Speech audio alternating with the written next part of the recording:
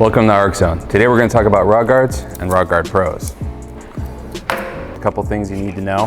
The casting differences on some of these will mean your divider, when you go to put it in, is a little too tight. You can use a box cutter to clear that out.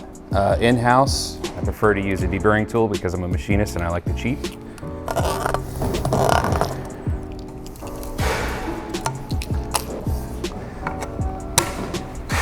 Once you've got that installed, you just need to set your cap.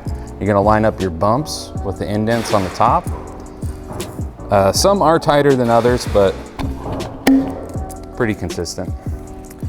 And then now you're ready to load it up with 3 or 2 types of material. And the cap also has labeling built in to where you can identify your sizes.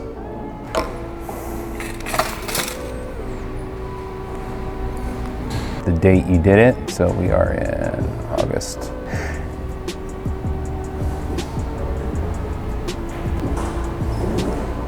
This too. You can also store them on your wall rack.